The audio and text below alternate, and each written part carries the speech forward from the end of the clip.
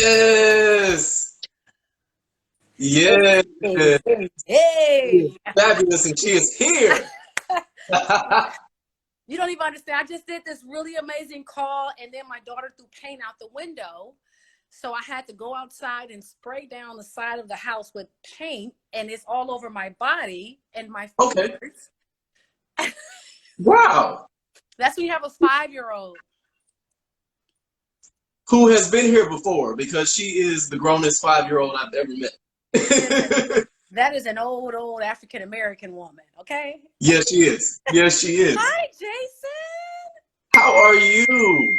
I am well and intact and grateful that you chose me to be on this platform. And I love this initiative of yours. And I think it's super cool and I think it's super expansive. So thank you. Thank you. I appreciate that. Oh my gosh. So, brief introduction to the people who may not know who Tori Alamaze is. Tori Y'all, Alamaze. Okay, go ahead. I'm sorry. go ahead. No, no, no. Oh, What do they need Tori to know? Alamaze is a multi-potentialite. And Yes. a What does that word multi-potential mean? A multi-potentialite, you are a multi-potentialite, sir, but a lot of us don't know this. And a Mhm. multi-potentialite is a person with multiple skills and disciplines that cross-connect, cross-intersect, and sometimes grander possibilities take place during that intersection. Mhm. So my skills are many. I'm an author. I'm an accountability coach for mothers. I keep them connected and accountable to their yes. Um, what else do I do? A social entrepreneur, Mhm. a songwriter, a Yes. performer, singer. Yes. I feel like I have a business where I do tree braids. So I master tree braids. Mhm. Literally this morning, I had a client that came in for an appointment with tree braids and left with 2 of my books. She got her tree braids in and she signed up for a course that I offer as an accountability coach. So I got Nice. paid from 3 different systems that I set up. And see, that's how we all should be right now during this time of quarantine, so to speak. Well, it's always been that way. When I was Mhm. touring with Outkast for the speaker box, The Love Below, and I was hired as a background singer and dancer. But because the choreographer knew that I did makeup, I also got paid for assigning our looks for each show that we would do, like Jay Leno, Wayne Brady at the time, the Grammys, because it was only about, I think, 6 dancers. And so I would just sign a look for each event that we do. And that was another check. Wow.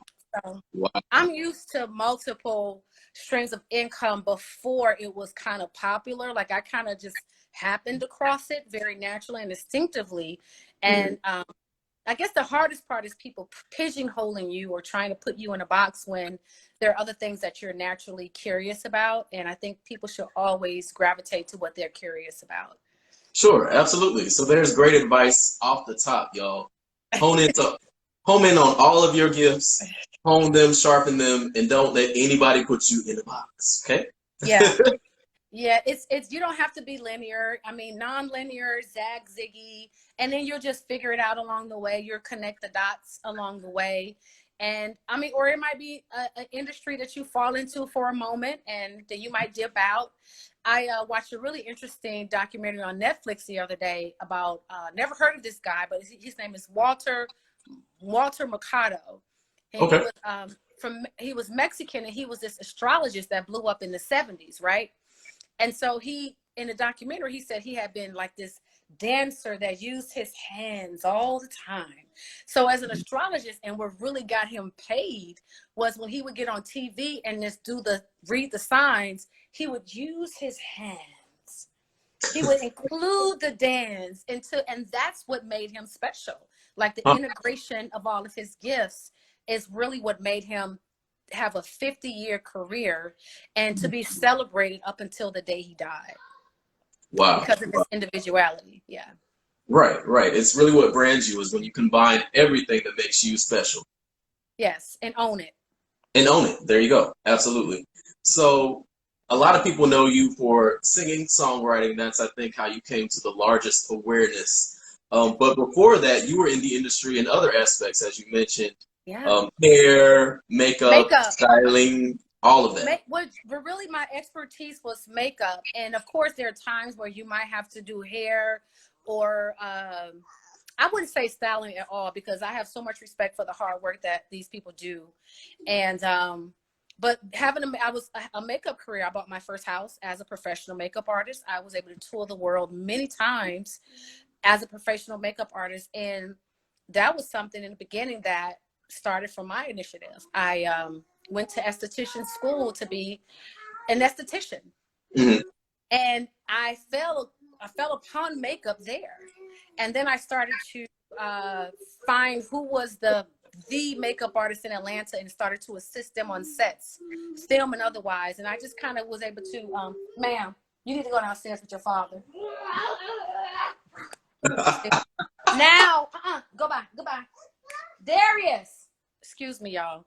I love it. Bye. Close the door. She won't let me be great. She would not let me be great. Because she is so great. So, and so a friend of mine, Little John, the drummer, he was touring with Escape. And I ran into him at some type of event and he was like, you know, they're looking for a wardrobe person. I was like, well, I don't do wardrobe. He was like, I think you should talk to the road manager. So I called the road manager. He said they need a wardrobe person. I said, okay.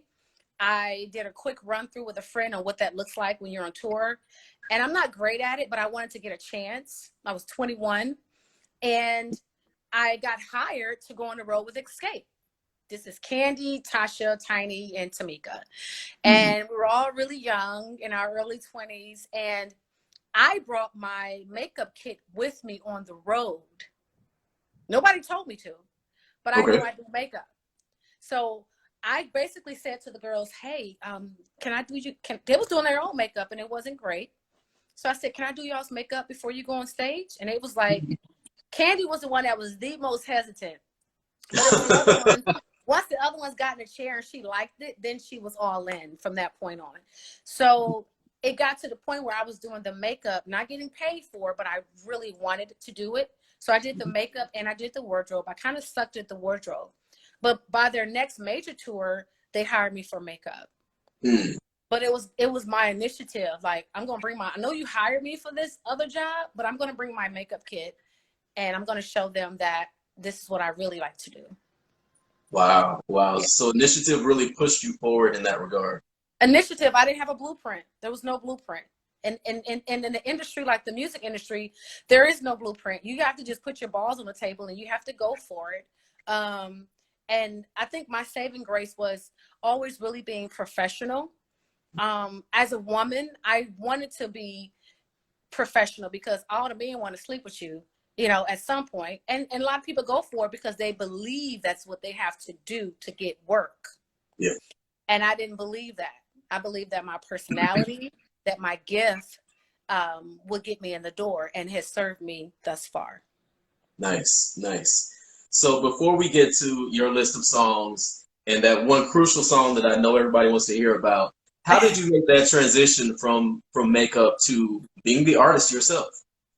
Wow. You know, I always sang on sets. I always sang around, you know, artists, just naturally. And I remember hearing, I can't remember where or how, but I remember hearing, you're hired to do makeup, so I don't think you should be singing.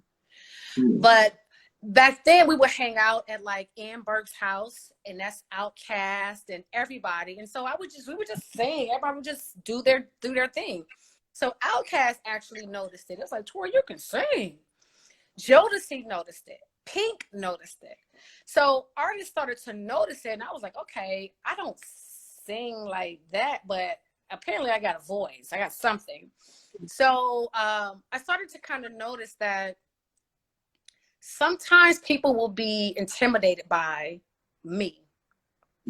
And initially it would like hurt me, like, oh gosh, like, what did I do? You know, but after a while I realized, who am I playing small for here? Like, I'm not shrinking for somebody else's comfort. Are you serious?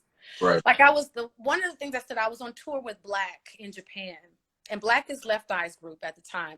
And so I remember we were in a club in Japan. I had these long braids all the way down to my butt, swinging. So in Japan, they started playing this Lionel Richie. We're going to party, karamu, fiesta. So we're in Japan. We're not hearing American music like that. So I got excited. We were at the restaurant. They had a dance floor. So I got up and I was like swinging my braids. We're going to party. And I looked, and then the girls got up and joined me on the dance floor. Other couples start to get up and start joining me on the dance floor. I just happened to look at the table in the direction that we were sitting, and their road manager was a woman, was staring at me like she hated me.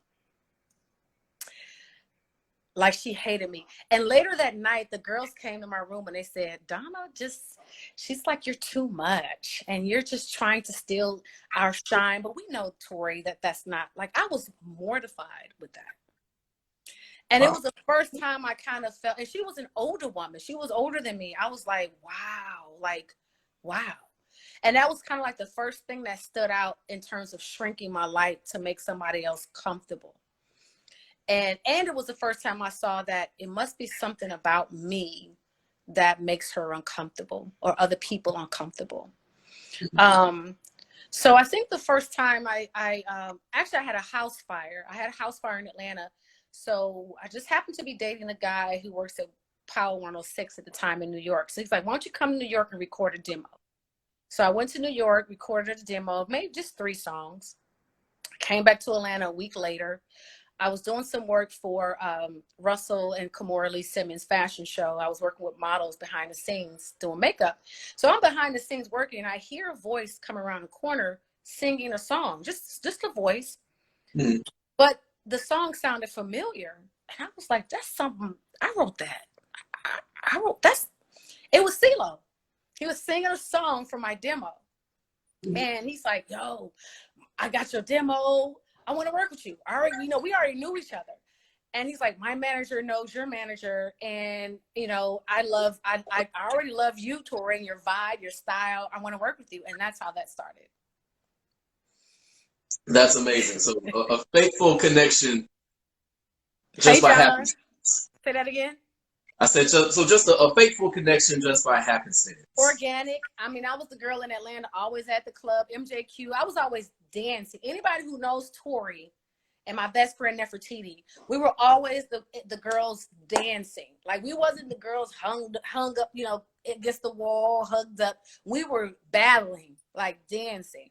So that's how we got a lot of attention, because they was like, they cute and they dance. Like, they ain't tripping. They're not tripping on none of these guys in here, really. And so you see a lot of entertainers, Snoop Dogg and Outkast, and then it just become friends. And so when they see that you have, I did a lot of Outkast album covers and music videos, and then eventually sang background on the album that won the Grammys. What is it? Speaker Box, Love Below. Speaker Box, The Love Below, and toured with them. I was invited by Ceelo to sing on his background on his projects, which led to us creating, our project. Right. So, and Don't You was the lead single. Right, correct. So that is actually the first song on your list. So just as a reminder for the audience out there, we're going to play a little bit of Don't You, the original version, the real version by Tori Alamaze. I said what I said, and then we're going to talk about it, okay? Yes. Get out. Yo, if you are just tuning in, welcome to 5 Songs That Changed My Life. Our special guest for tonight is here. She is Tori Alamaze.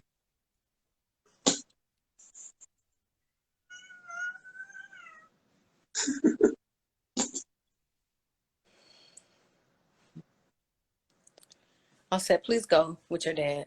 I'm not going to do anything destructive. I look cute too, Jason. You do. I see you. That hair, I see you.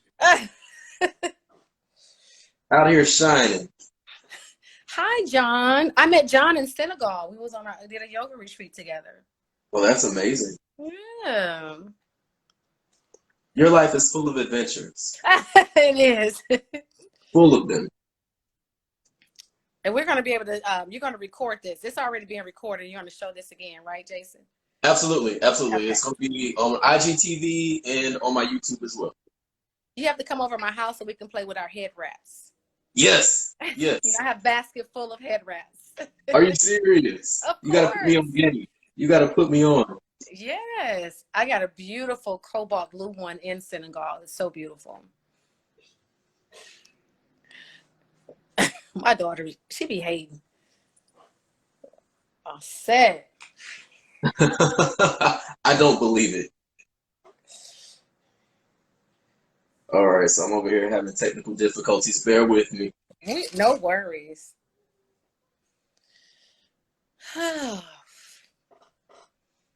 This has been a really good day. I'm glad. I'm glad. Likewise for me as well. So in the interim, let's just talk about how Don't Ya came about.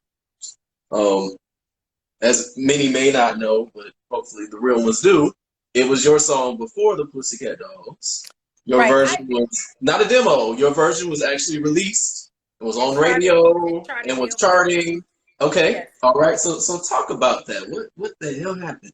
I had already recorded like so many songs, and then one day Ceelo came in there with Don't Ya, and I was like, "Yo, what?" And I just got up and started jamming. I was like, "This is hot. I gotta record this." And so he left, and my producer and he really vocally produced it, where he said, "I want you to sing this song like you were a female Al Green." So I really had to kind of ball my mouth up and sing the song not so pretty. That was the difference. You can sing it cute and pretty, but he wanted me to go in the booth and sing it like a female Al Green. So wait, how were you singing it at first? How was the pretty way? I know you like me. I know you do. You know, as opposed to the grit. I know you like me. I forgot. I know you do. You know, it was like that do. And not letting the do hang, you know, let it linger on with some runs. It was like to cut it off. Yeah. So he vocally produced that, and it felt sort of uncomfortable at first, but I learned to trust him in that. A lot of times singers get in a booth, and when it's uncomfortable or it doesn't feel normal, not uncomfortable, when it doesn't feel normal, usually that's the best takes and the best sound. And I have that relationship with him where I trust him he knows my voice. So he'll say, sing it like this, or add this element to it. And I trust him enough that when I do it, even though it might feel uncomfortable, not uncomfortable, it might feel, it doesn't feel, what's the word I used before? I think it was uncomfortable. I've learned to trust him enough to try it anyway. And it usually, when you hear it outside of the booth, it's spot on in the pocket. Spot on. Right. So, absolutely. And then I discovered my voice. I discovered that I thought I had this pretty voice. I do have a pretty voice, but I discovered that my voice had like this angst to it and this rawness to it and this growl that I had not known before. And so, you know, we did the song and I didn't think anything of it. A lot of people in Atlanta heard it and they just kind of like didn't think much of it. I don't know. I didn't get signed in Atlanta. But it wasn't until DJ Felly Fell from California started playing it out there. And that's when he called and said, yo, this is really like hitting. Like people really love this song. And so they want to know who you are. And that's what led to a deal, a 6-figure deal. And it was that single, Don't Ya. And I started to tour and do radio promotions. And I got signed and magazines, and I looked at billboards and I'm charting Billboard. And there are magazines about me. Girl, what you gonna pull it out? Girl. The surprise. It's sitting right there outside in the hallway. Go get that go get the stuff with mama in that red and the white boots. So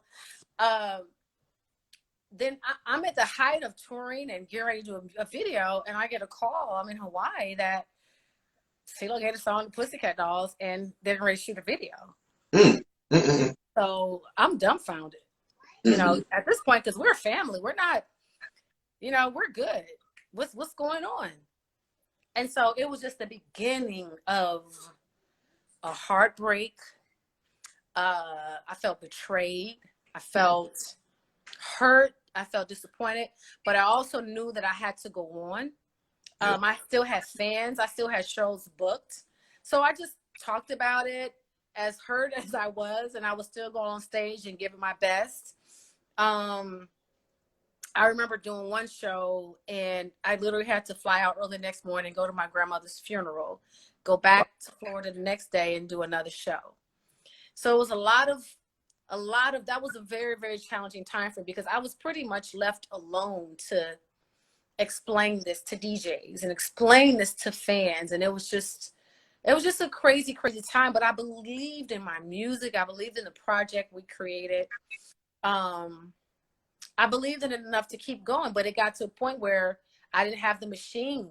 So I had to invest in myself. And at some point that money runs out, or it runs thin because you have to live. So I did the best I could with what I had. I always kept writing. I always kept creating. And then it came a time while I'm performing and I'm pregnant and I'm losing babies. So it got to the point where I lost my first son in 2007 and I lost my boy-girl twins in 2011. So I decided to focus on my health, my body, and bringing forth life.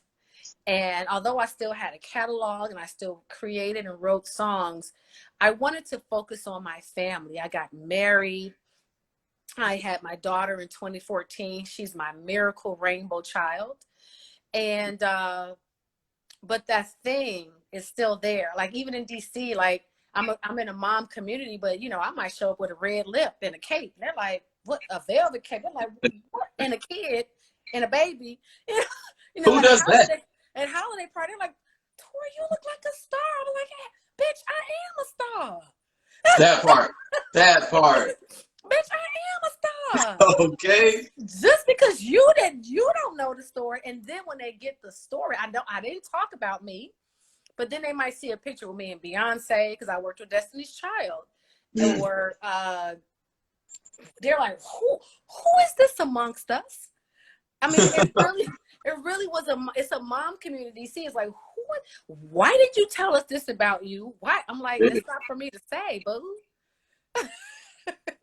So she is a humble queen. You'll find out, as everybody else gonna find out at some point. And so I think my tenacity and my grace and my fortitude has sustained me and kept me where I am thriving, not surviving. Like I'm lit from within. And I'm grateful that that did not destroy me, because it almost did, you know, that it didn't tear me apart. And because, you know, it's like I'm compared to Nicole Scherzinger, and I'm good. I'm very, very comfortable in who I am, and you're not going to slut me out. Because I don't think that a woman has to be naked to be sexy. I could walk in with a white man suit and rock that shit. Okay? And so I think that, like, at some point they will try to slut you out then. And I feel like I was protected on some levels. Yeah, I can see that. Yeah. Okay, so let's pause. We're going to come back to the story. I do want to play a bit of the song because I need people to hear your version, okay? So here we go, y'all. This is Don't Ya by Tori Alamaze. That was fun. Oh my gosh. I heard your version first. I was married to it. I'm going to be dead ass honest. So when I heard the other version, I was like, that's cute, but what the hell happened? A lot of people, everybody said that, Jason. Everybody said that's cute, but what happened? And so I was left to kind of clean that up. And it was a combination of, it was sort of embarrassing. Like, what? Like, what? It was just a huge question mark. And then you have to live with people asking you what happened. You have to look at these videos. You have to see the Pussycat dolls. And then because they were everywhere. They were everywhere. Yeah. And then when they met me and somebody says, you know, that's Tori Alamaze, they were like in awe and like embarrassed and uncomfortable. So I'm sure that they heard your version because Nicole's vocalist Um, very faithful to what you did. they studied my vocals. This is courtesy of Ceelo. Like he called and said, they revere you. They studied my vocals. Hmm. So we'll leave it at that. And it's an age-old situation that happens to Black artists all the time. Mm-hmm. Because they think that the white girls or the racially ambiguous girls can sell Yeah. it better. Even though the Black girl was already selling the song. The Black girl with short hair, that was not a thing for pop at the Braxton before Rihanna. The way that I am, the way that I look, and the way that let them tell it. If you didn't know me, you would think I was not a sight to see. And Which is not true. Say that again. Which is not true at all. They weren't gonna tear down this level of self-esteem, child. Okay. My mama worked too hard for this. Yes, ma'am. Yes, ma'am. So when that song was given away to someone else, did your deal immediately evaporate, or did you still have a deal that you were working with? Well, no, it did not evaporate. I just kept working. I was on tour. I was getting paid to perform and really was embraced by the gay community big time. And I think it was my first time having the awareness of like even just a gay community. Like literally in Florida, like I would get invited to shows and then they pay you very well. And it would be all like a gay crowd. And I was like, really? I had no idea. It was like a whole thing. Trina, Teaser Moses, like they would all come to the shows like, oh my God. And it would just be all like the gay community just was like head over heels, like, yo, we love her. You know, and I was surprised because I'm not like a, I don't want to say a glam girl, but you know, I don't know what it was, but they showed up. They requested me for appearances and performances, and it was my first introduction into like the gay community as like a community, as a thing that I had not known about. It was great.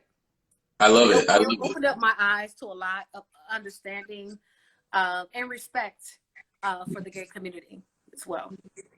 Absolutely. The LGBTQ community will definitely hold up the artists that we love and support. So it's real. It's real. Yes, Man. indeed. I respect that. So moving forward from that song, how is music still a part of your life and what you do as a multi-potentialite? Well, like I said, I have a catalog of songs, and I knew when I moved to DC in 2014 that I didn't know people and have relationships. So I wrote a lot before I moved. And I'm fortunate that most of my music that I create, I would say 80% of my music falls into a timeless category. You can release Don't You today and it still will be relevant. Yeah. Because it's raw and it's timeless.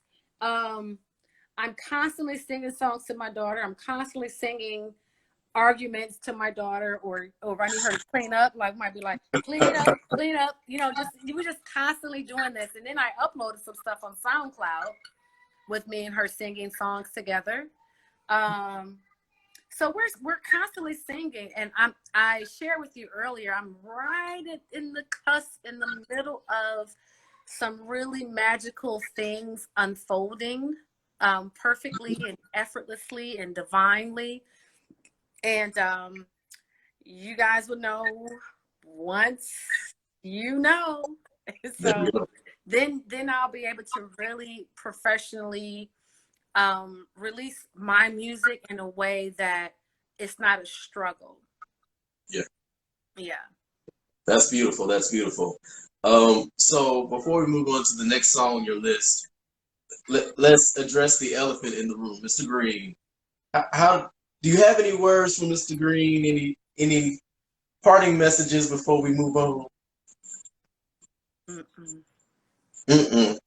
I think he's brilliant. Yes. I think he is gifted.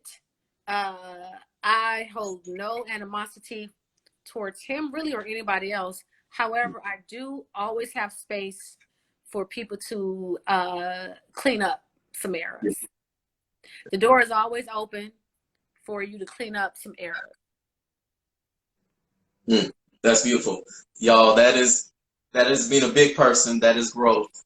That is beautiful. I love it. So the door is always open to have conversation, to clean up, to make it better than it was. All right. So the next song on your list is a real fun one. It's Meeting in the Ladies Room by Climax. Yes, yes, yes. We're going to listen to a little bit, then we're going to talk about that thing, all right? Yeah. If you were just joining, this is 5 Songs That Changed My Life. My special guest tonight is my girl, Miss Tori Alamaze. God, I love that song. Man. That actually, I don't know if you ever heard, but that actually inspired a song I did called Freaky Boys. You got to get Freaky Boys because the gay community love that song. Put me on, please. I'm going to send it to you. I'm going to send it to you. But I went into the studio with Climax in the back of my head when I wrote Freaky Boys. Okay. Like I was talking shit just like them. Okay? Okay. I love it. I want to hear that. And I feel like I feel that fun vibe in a lot of your music as well, too. Like there's just this celebration of womanhood. Yeah. The one word I can always use, I would just say kind of raw. Like, I don't think my voice is clean necessarily. It's just kind of raw, and I like it. And even when I try, even when I sing pretty, it sounds good. But my producer's always like, "You are Tori. You're known for like, it's not a lot of people in that lane. Like, you're good at that." Right. Yeah. I love it. I love it. Hey, Austin. She's such a star. I wonder where she gets it. Star Child? Yes, Star Child. Star Child. Okay, go with your daddy. Goodbye. Thank you. Okay, Okay, so, okay, I love you too. Te quiero mucho. No, you're not saying that right. Okay, goodbye. Well, there we have it. Okay, go ahead, Jason. Yo, the next song on the list is another classic, Angel by Anita Baker. Y'all know it. Y'all know it, but we need to zone out a little bit. So we're going to zone out, and then we're going to talk. Yes. How can I you used to not sing want that song all the time. Like, when people like, let me hear you sing. And I would just bust out with Angel. Hold on, Jason. Let me get this girl out of here. Get out of here. Get out. Get out. Get out. Go and close the door. Goodbye. Y'all, mom life is real. Yes. Go. Darius. God dang.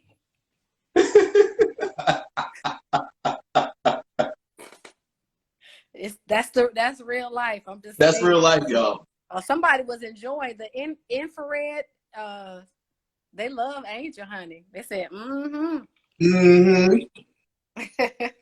Yeah, that was the song that I would sing when people would ask me to sing, and I would usually sing Angel. Nice. Was that like your go-to song for auditioning or anything like that? Not really auditions, but it was like for me, it was her tone, her low registers.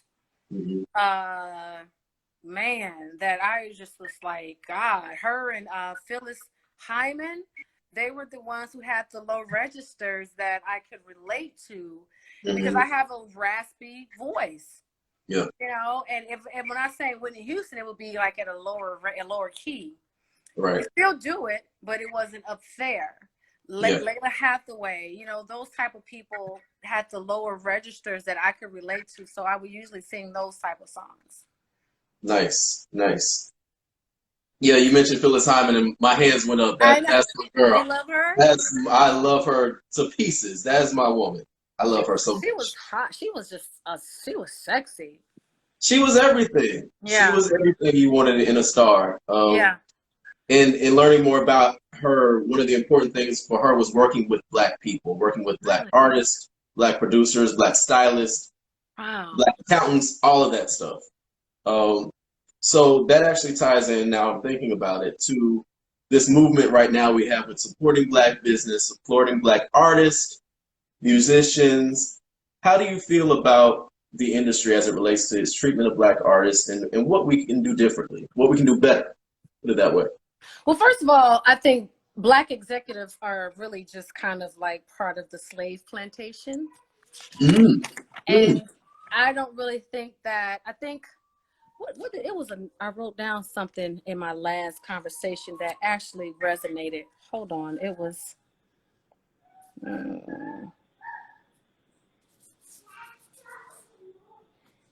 what did you say? Okay, I don't see it. But it to me, it's, sometimes the Black executives could be worse. Mm. And feigning like they have power and they really don't. It's smoke and mirrors. I don't like that. They might see a African American artist that they like, and they want to change her or slut her out or whatever. And I think that as a Black person, you should have a responsibility and some level of consciousness to your own people to a degree. I know you're beholden to the check and to stakeholders and things like that, but the whole institution really should just like everything else right now, it needs to be thrown away and rebuilt, but it's not built for us. So, we have to build our own. Yeah, absolutely. Would you be willing to go back into that system? That's what I'll say. In a way where I have ownership. Okay. Yeah, I would have to have ownership and just ownership. That's the bottom line for me, because that's generational wealth, and that's it. Just ownership. Ownership is the key. Absolutely. Absolutely. So the next song on your list is, like, you just chose back-to-back classics. I love this list. More Than Words by Extreme. Exactly. That's all you can do. You like that song, Jason? Who doesn't love this song? My husband did not like it. I played it the other day. He was like, what? I was like, you don't understand. You don't know. Extreme? Are you serious? Yes. That's one of those songs that Black people mess with. Hit play. Yeah. So here we go. I love that song. Yes. My daughter loved that song. I played it to her recently. She was like, "Oh, mommy, play that again." Mm-hmm. So I love that song. That's how you know it's a good one, when the children are like, "Yep, that one." Yes. That one. Somebody said, "Tell your husband you want a refund since he don't like this song." Right. I know. I was like, what? Demand a refund. Yeah. Oh my gosh. So, excuse me, is acoustic part of what you do as an artist? I have not done acoustic. I really love I love drums. I love percussions. Mm-hmm. I love that sound. I love to move my body on stage. Like, people say, do you play an instrument? And I always say, and I don't mean to be cheeky when I say this, but I always say my body is an instrument, because the way my hips and everything moves to the percussions and to the sound, that's how I knew I like Don't Ya. And that's how I always know when I can write to a song. When I hear it in the studio and I can visualize the performance, it's a hit record. Got it. So a Tori Alamaze project is always going to make you move, because that's how you connect with music. That's how I can't write to it if I can't see it, if I can't move, if I can't see the visual, I can't create to it. That's the only way I can. That's how I write to everything that I have. That's dope. How do you write? What is your writing process like? You play a beat that's hot, and then I'll just write. I try my best to have a story that resonates, but you just play a beat, and the beat, the sound, the pop, it's just, I can write to it. Like, I just connect to it, and I'll just start writing, and I can see the performance. I can see your wrist and where that, because I'm also a dancer. I perform, so I have to see it. And then when other dancers hear it, they're like, "Oh my God, Tori, we can do this and we can do that," because they're dancers. They can relate to it. Yeah, that's dope. That is super dope. So the last song on your list is actually a newer one. It's Her Light by Cleo Soul. I was totally vibing to this one, so thank you for sharing it. Oh yeah, that was your first time hearing it, Jason? That was my first time hearing that one. It's been on repeat. It's been on repeat. I see why. It's nice. It's nice. Let's share it with the people, and then we'll talk about it, okay? It's your song, woman. Say, oh, you sound beautiful. Okay, that's enough. You done mess it up now. We were doing so well. We were doing so well. I know, Jason. That's so I see Cleo. I love that. Yeah, that is so nice. I see you passed along the gift of music. Say that again? You've passed along the gift of music and performance. It's already all up and through. She's born with playlists. We have a Rise and Shine. We have a Bath and Bedtime. We have a Peaceful when we're just vibing around the house. We want peace. And it goes from Fela Kuti to Missy to Brandy to she loves Stevie Wonder. To Cleo Soul, and she likes music that the average, she's well versed in music. Like the average person couldn't keep up with my 5.5-year-old.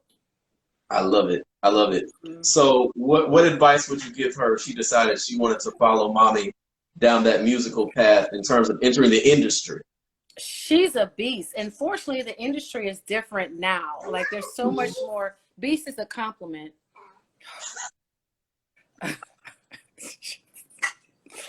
That's why I don't like her in the room when I'm like, this is ridiculous. Am I working? Jason. She's a star child. She is a when I saw Daddy's friends, they called me. She said when I saw Daddy's friends, they called me the star child. Okay, that's enough. You can leave. But yeah, she's a whatever she expresses, that's my job as her mom to support whatever she's curious about. Mm-hmm. And so whatever that is, she said she wants to be a comedian. Yeah, I want to be a comedian. I can see that too. I can see that as well. Yeah, she know who she see Dave Chappelle. She's like, Mama, that's Dave Chappelle. Okay. Like she knows Dave Chappelle. So I know. So we're just whatever she expresses or what she's led to naturally, my job is to support it. But I do love that her taste in music is pretty good.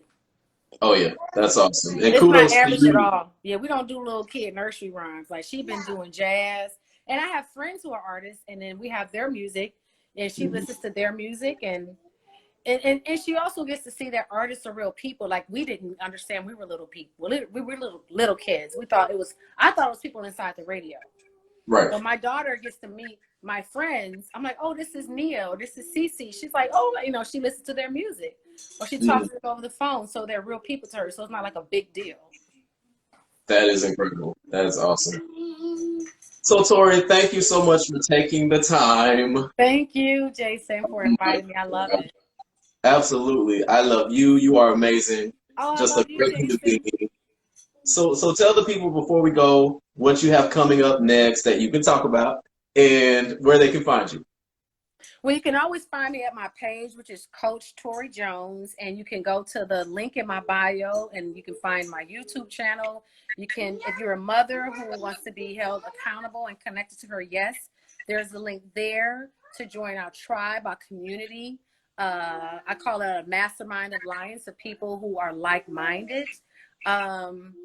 What else? You can buy my books. I have a children's book called The Soul is Good and a book for young women called A Girl's Survival Guide to Womanhood, Quotes to Grow and Go. All of that's on Amazon, but you can just go to my link in my bio and you'll see it all there on my page.